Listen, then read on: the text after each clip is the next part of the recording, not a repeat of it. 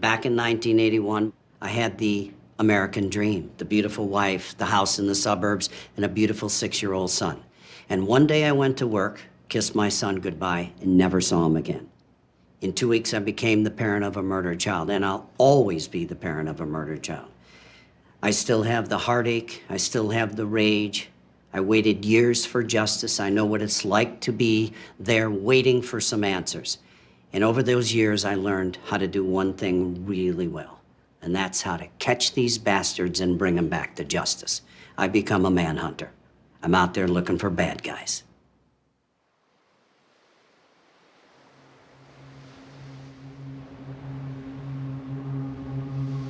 Life is priceless.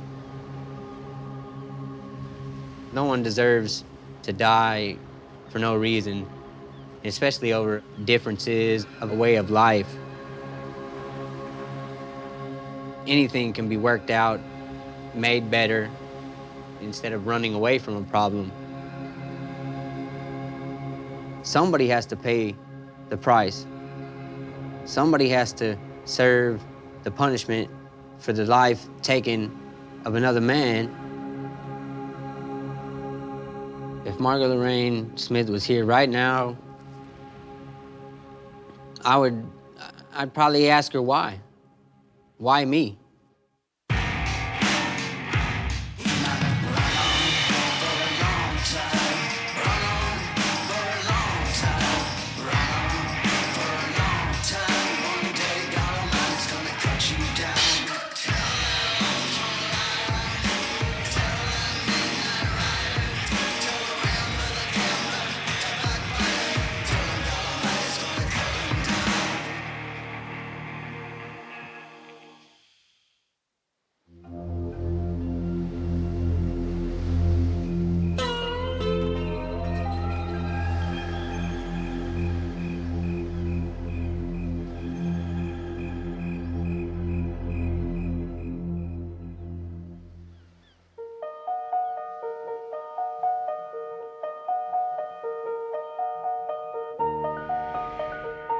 My parents are not the traditional type of parents. They were very quirky and fun, and they raised us in a very different lifestyle than most children. We were raised on a 10-acre ranch at the beach. We had all the animals and the waves we could handle. They're a very close-knit family. I mean, they did everything together. Every time he saw George, usually he'd see Lorraine and the kids. If you talk to anybody that knows them, they would say the same thing. They were old hippies, they were different, a little bit off the grid, but they were happy.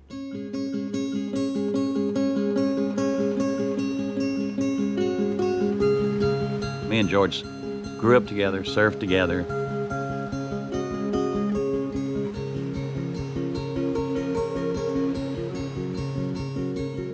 And eventually, George opened a place down the beach called Burger Smith's. My father built it from the ground up.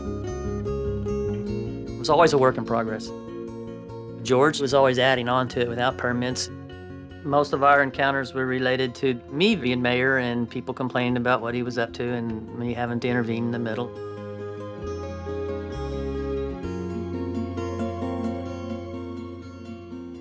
I drove by one day and it was closed. I guess he just made the decision. He just tired of fighting City Hall. In '94, after our restaurant was closed down,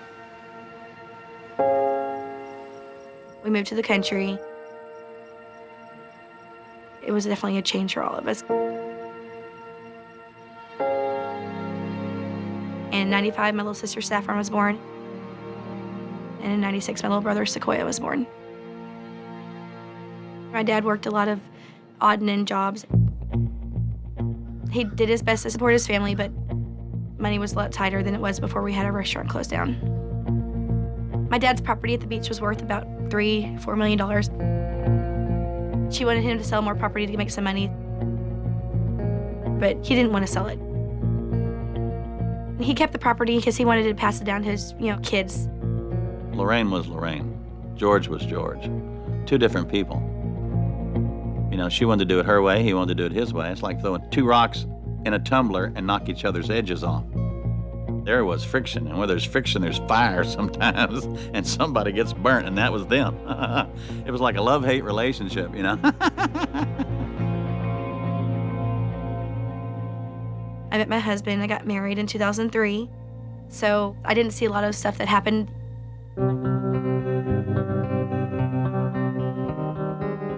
I think 2004, my mom met a man that lived down the road from her. Kind of started, I guess, dating per se, but at that time we didn't know how involved they were. George, he was freaking out, going, "What are you doing?" He goes, "I'm leaving you." I'm leaving him, and I guess she got another boyfriend. She kind of just really changed her personality. Started dressing for herself. Probably not clothes that were completely appropriate for a mother at her age.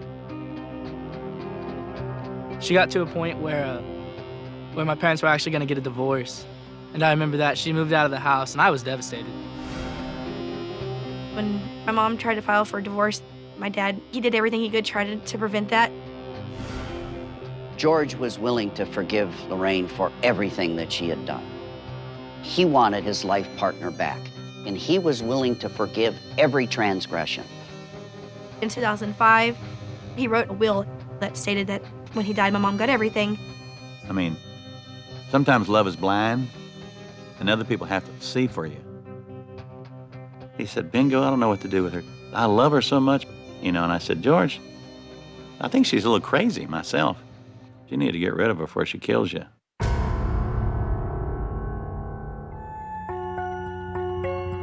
She got into some bad stuff and changed who she was.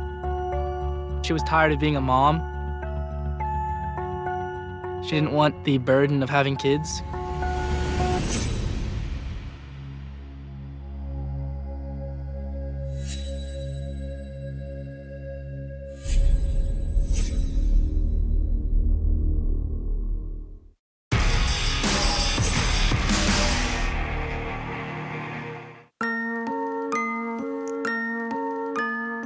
Lorraine had definitely changed. I feel like she kind of lost herself mentally, that she went off the deep end and changed who she was. She was tired of being a mom. She didn't want the burden of having kids. I certainly think that the crowd she started to hang around with was part of that process. She flipped that switch that said, "I am going to become the party girl, the promiscuous, the worst mother of the year." My dad just kind of seemed a little bit more depressed.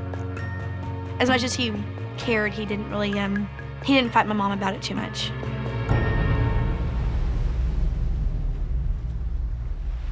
My dad started trying to fix up the beach house. He stayed there sometimes. My mother was getting neglectful, letting my little sister Saffron and my little brother Sequoia stay with me more often or taking them to my dad's. He'd be doing his own thing, and they pretty much take care of themselves a lot. My mom told people that we were being homeschooled, but she didn't homeschool us at all. I taught myself how to read and write, and Saffron, my sister, had trouble with it. When my sister Scarlett found out about that, she was very upset. I actually started homeschooling him.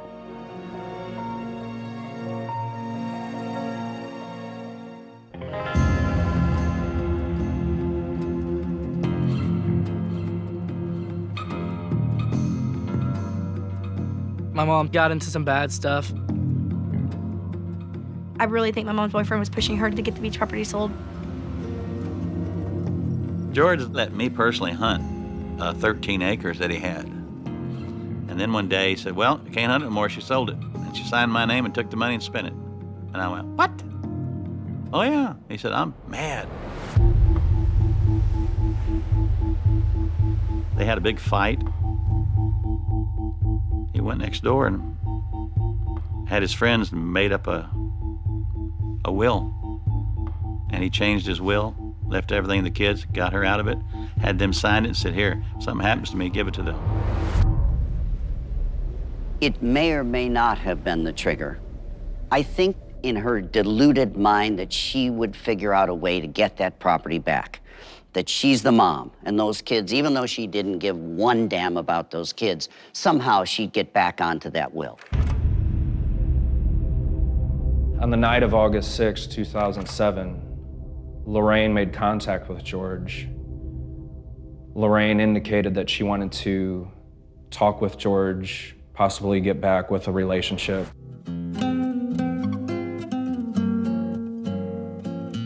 Lorraine met him at their favorite Mexican restaurant. They ate supper. He had several drinks, margaritas. He loved her, and he wanted to get back with Lorraine. He would do anything for her.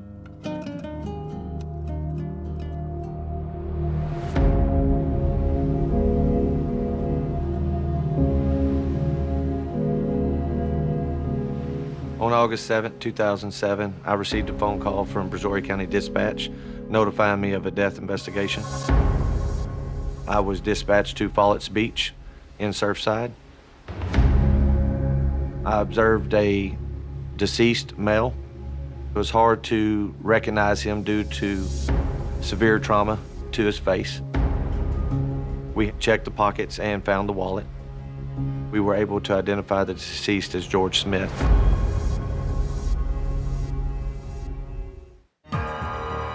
She asked if I could make someone disappear. He knew how George was killed and what he was killed with.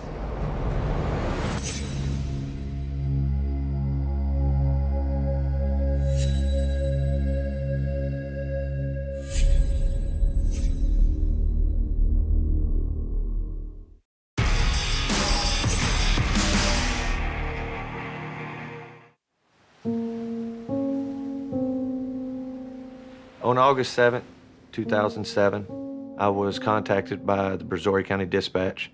I was called out to Follett's Beach, which is the county beach. The scene was real hard. The deceased had a raincoat laid out to the side of him with the blood in the sand and the water coming up and down. It makes it very difficult. His head was bashed in. There was blood splatter for many feet from the place where his body was laying. His face was unrecognizable. With the trauma to his face, we were unsure if he was hit by a vehicle or not. But we were able to identify the deceased as George Smith by his driver's license. We had learned that he had a residence in Surfside, went to the residence. Margaret Lorrain Smith was at the house. I notified her that her husband had passed away. At 9 o'clock in the morning, my mom phone called me and said, let me talk to your husband. And I was like, no, I know my dad's dead. Just tell me he's dead. And she was like, no, I need to talk to Cortland. Let me talk to Cortland. And I knew he was dead. And I told her, I said, just tell me he's dead. I said, just tell me that he's not alive, because I know he's not. And then she was like, yeah, he died, you know, like they found him dead, kind of, you know, the whole time I'm talking to her on the phone, you know, she sounds like she's crying. And I later find out from the investigator that not one tear was shed out of her eyes when she was telling me that my father had died. No tears. She just went off into how everything happened. It was almost as she was wanting to tell me her side. She said George had drank a lot of margaritas. He was too intoxicated to drive home. She would drive him home to Surfside. Lorraine stated that she stopped at a local convenience store, got him some more beer to drink, and then driving on the way home, George became very upset, screaming and yelling, and kicked her out of the vehicle.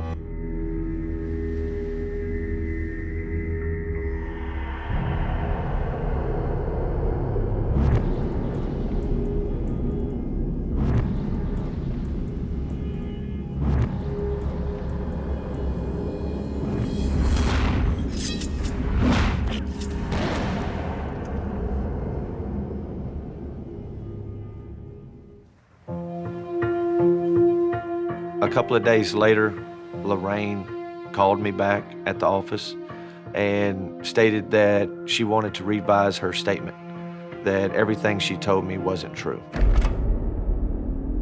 When she voluntarily came to the police department and said, "Oh, excuse me, by the way, I know I'm a person of interest, but I got to tell you a different version of the story because you're not buying the first one." Really dumb. Really dumb. She was walking me through pretty much her statement. Then she became quiet. She made a statement, "I didn't mean to do it. You know, it was an accident." And asking her what it was, she never explained.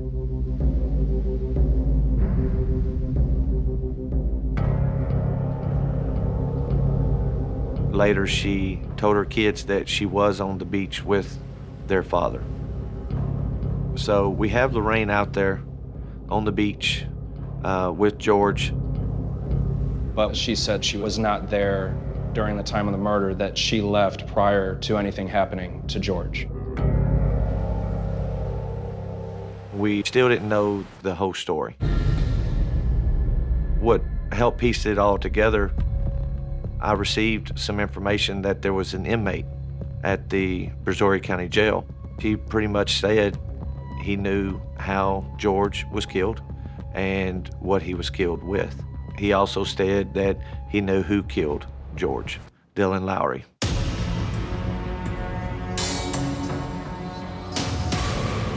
Lorraine met Dylan through a group of young adults that lived in the apartment behind where Lorraine's boyfriend lived at the time.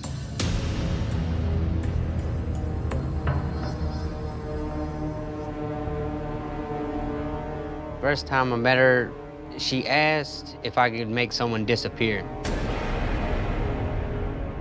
I asked her, "Well, what do you mean disappear? I mean, you want someone dead, or you want someone to take somebody and take them on a trip? What do you want?" She said, "Well, I just want them to disappear."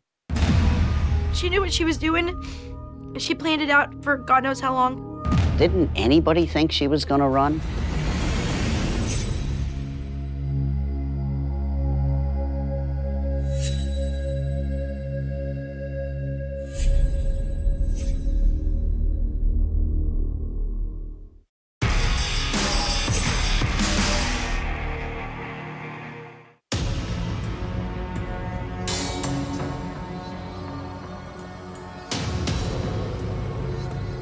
Margaret Lorrain Smith is very manipulating.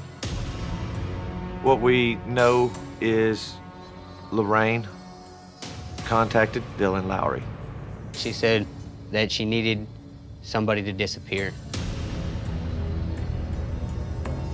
She then proceeded to tell me the person in question was her sister's husband, who was abusing her sister and her sister's children for years now. She said that she wanted something done about it, and her sister was too afraid to do anything, so she was taking it in her own hands and trying to find a solution. She had counted out some money and handed it to me. I told her, well, I didn't want anything to do with whatever it was she had going on, and I tried to give her the money back. She refused to take the money, told me just to hold on to it. The inmate that contacted me told me that another friend of his was approached by Dylan and asked if he had a weapon. He then basically said, "We don't have anything but a leaf spring." A leaf spring is a flat piece of metal, heavy. It's a long bar, flat bar, probably a 1/4 of an inch thick.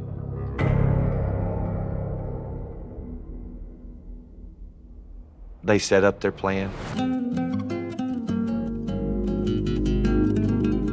Lorraine spent a lot of money getting George drunk on margaritas.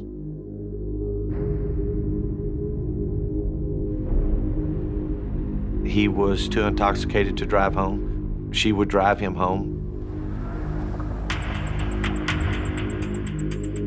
Lorraine stated that she stopped at the local convenience store.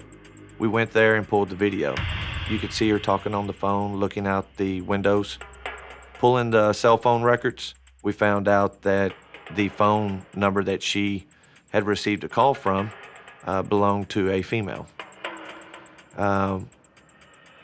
I identified the female, took a statement from her, and later she stated that Dylan Lowry used her cell phone.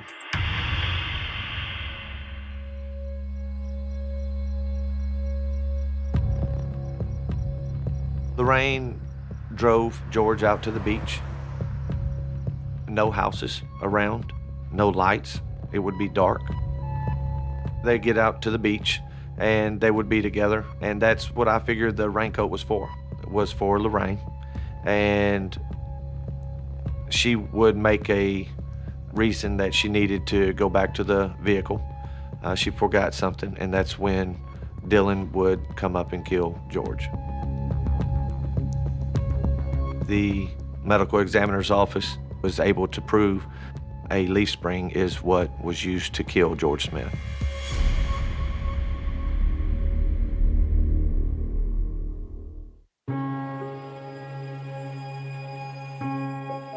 Yeah, I mean, she knew what she was doing. She planned it out for God knows how long, because the property she started selling off, we find out that she used that money to pay the man to kill my dad. Dylan and Lorraine were both charged with the murder of George Smith. I drove to the apartment complex, arrested Dylan, and put him in the Brazoria County Jail. Me and a partner drove to Boyd, where Margaret was staying with her daughter, and arrested her for capital murder. Her bail was set at $500,000, and they lowered it immediately. The judge actually said that since she wasn't the one that actually was the murderer, that her bail shouldn't have been set so high. The bail bonds company needed collateral, and so she actually signed the deed to the Surfside property away. I will never get it. She was the instigator, the perpetrator up to the point, and was the brains behind the whole deal. Didn't anybody think she was gonna run? Dylan Lowry maintained his innocence in trial and pleaded not guilty.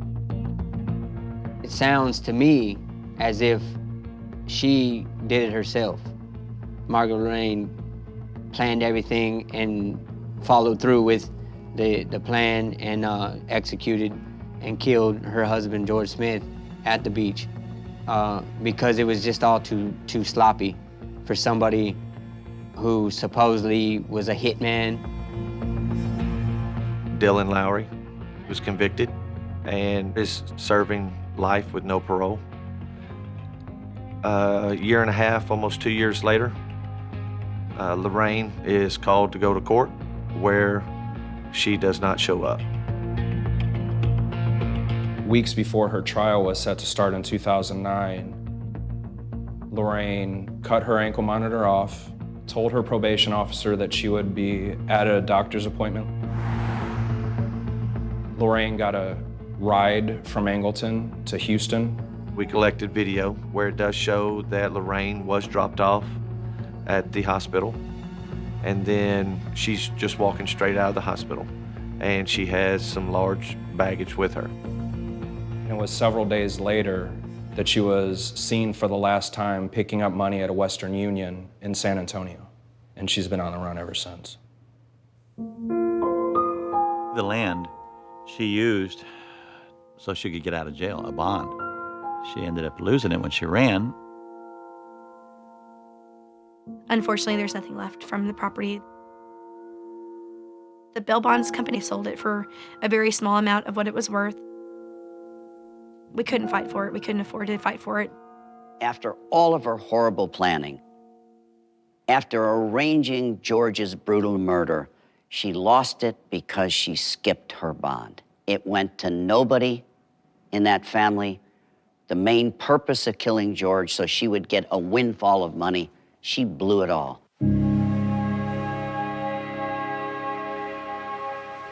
I miss him. I miss that quirky laugh and that crazy kid.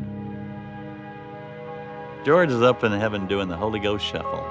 He's dancing and looking at the sea of glass, thinking, man, I can surf this. I can surf this. God, give me a board.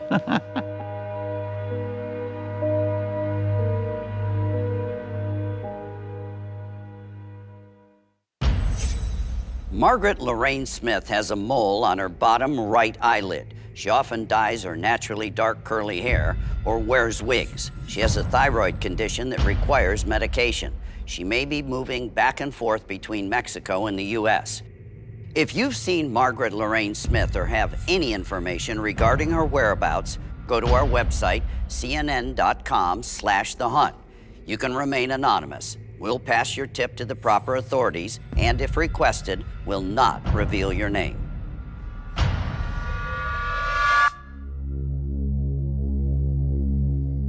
I have nightmares.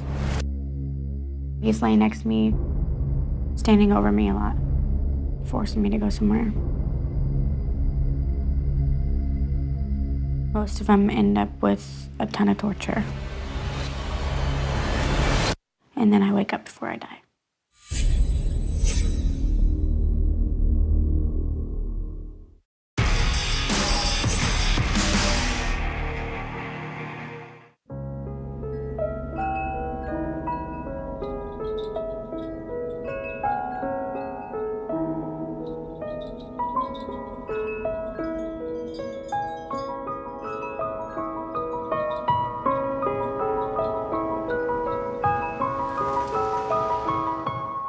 I've said it for years, pedophilia is a compulsion. So many pedophiles aren't violent, they're the groomers. Paul Winklebleck, on the other hand, if the opportunity presents itself, he's gonna strike. He's the predator.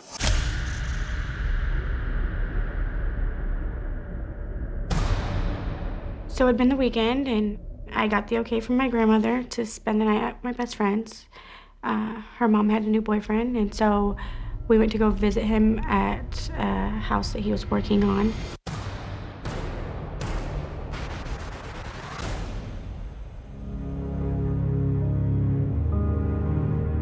I got a kind of a weird feeling when I met him.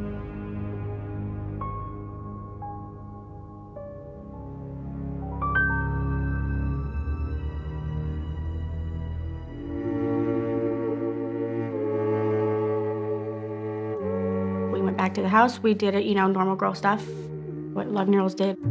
Played makeup, dress up, and then went to bed.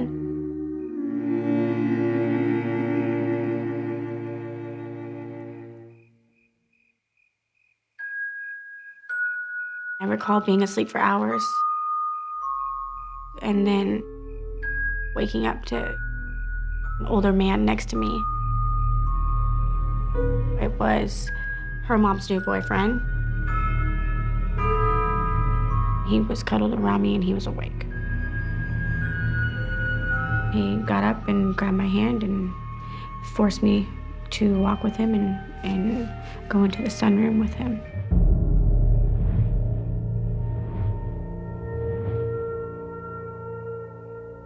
I remember it just being a small room.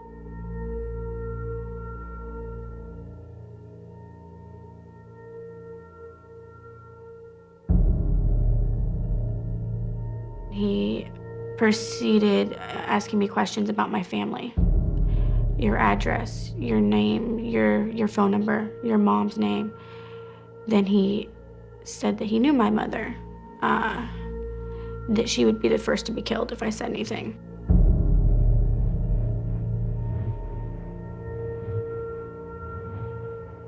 And then it would be me being tortured, then killed.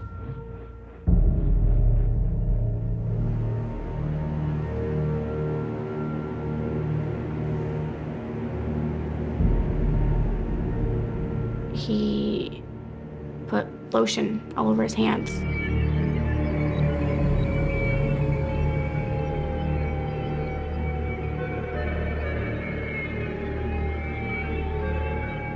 I was so terrified.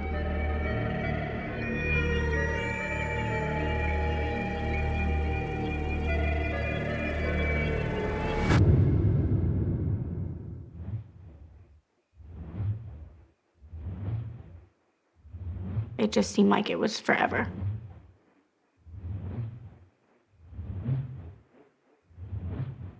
He fell asleep. I didn't do much sleeping. About 7:30, he told me that I could go.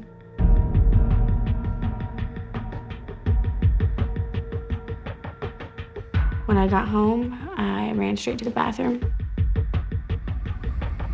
My grandma initially knew something was wrong right away.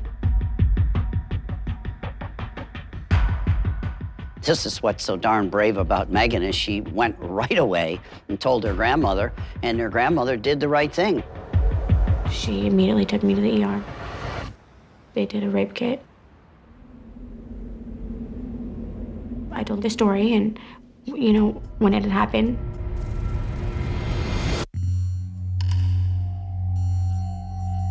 All I could stare at was that alarm clock. So I knew minute for minute what he had done to me.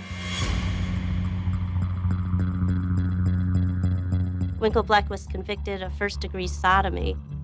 He was sentenced to 8 years and 4 months in prison and given 20 years of post-prison supervision, which is known as parole. When he got out, he was ordered not to have any contact with minors because of that 98 offense. But his nature is such that that opportunity presented itself, and he took advantage of it, and he harmed someone again. When he got out from prison, Paul Winklebleck ended up dating several other women at the time. One of these was a woman who was a single mom. She was in her mid-40s, and she had a teenage daughter. On February 26th of 2010, a mother and daughter came into our police office in Wilsonville and wanted to report that an individual had touched her. The mother was awakened by her daughter's screams. Paul Winklebleck leaves the residence. A guy like Paul Winklebleck, he doesn't think, what are the consequences? How am I going to get away with this? A guy like him is willing to roll all the dice. He's looking at going back to prison for this. That puts a person like Winklebleck on the run. The incident that I end up investigating, Ashley and Jessica go to the Snoop Dogg concert downtown in Portland. Happen and seen everything that's going on, and they make their way back to their car. This man walks up to them, introduces himself as Paul, and says that he is working with the Portland police, that he is a spotter for the Portland police on a DUI mission. He says that their whole mission is to make it so that people don't drive drunk. He says, how about I'll drive you home? There's plenty of us out tonight. I'll get one of my buddies to pick me up at your house. You said you didn't live far?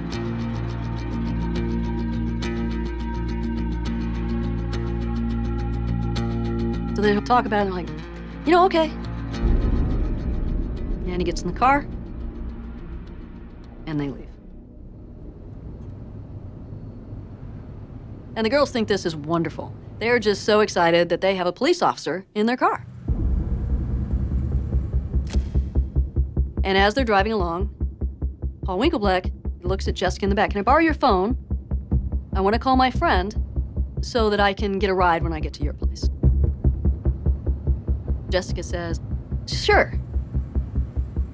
He sort of acts for a second like he's trying to do something, then he puts it under his leg.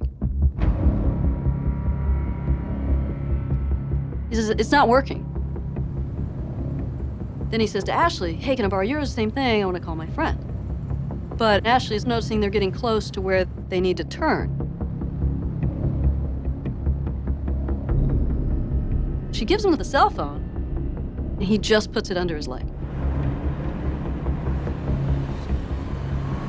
He goes through the light and heads out onto the highway. She now starts yelling at him, give me my phone back. And Jessica's in the back saying, yeah, give her phone back. He pulls out the knife and puts it right into Ashley's stomach. It's way better to fight fight, yell, scream, than be compliant because the last several hours of her life will be horrible.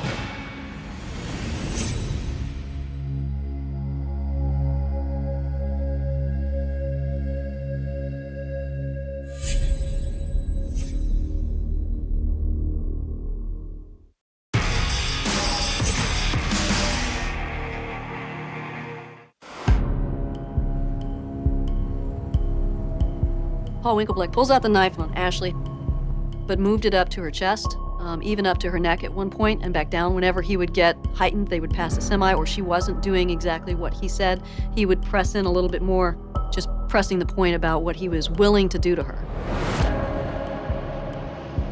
This is probably the 5th pedophile that I've been involved with who has waited outside of concerts and said, I will drive you home or I will get in your car. I'm a parking lot security guard. I'm an off-duty cop, and you're tipsy. You're going to get a DUI. It's become a standard with these kidnapping predators.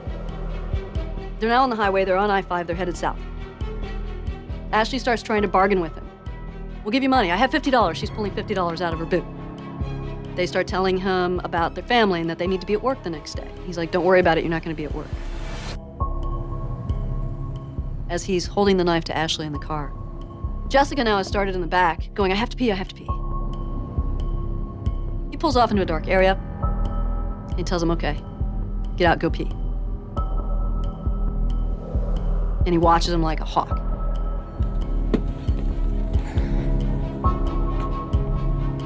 Jessica starts yelling at him, look away, I can't do this when you're looking at me, look away. She rushes him and dives into the car. No keys. She runs. Ends up seeing a house and pounds on it so hard that the couple inside felt like it was an earthquake. 911?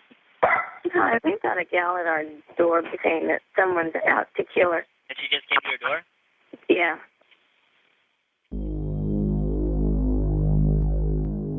In the meantime, Ashley is now fighting with Paul Winklebleck. Another car comes down the highway. Ashley runs toward the car. Paul Winklebleck thought this guy was gonna help, so he took off in their car. Well, the guy in the car, he thinks something's fixing to happen to him. He takes off. So she starts running in the same direction that Jessica went. They find each other again. And does he have a gun? You know? We do have officer dispatch. Years ago, a cop told me, he said, tell your daughter it's way better to fight, yell, scream, than to be compliant because the last several hours of her life will be horrible. So take that shot. These guys are cowards. If they try to drag you in the car, scream and yell. But I gotta say, they were lucky because it easily could have gone the other way. The next day, we found the car, about 10 miles away from where the incident happened, where the girls had gotten free. Paul Winklebleck fancies himself a survivalist. He liked to go out in that area where the car had been found. Having this happen to me and being traumatized has forced me to switch states and move far away from someplace that I once loved because I don't feel fully safe exposing my identity and what I look like. I just want him captured and put away forever. I've been hunting bad guys for over 3 decades, and I'm always glad and greatly relieved to share the news that their reign of terror is over. And this is one of those times.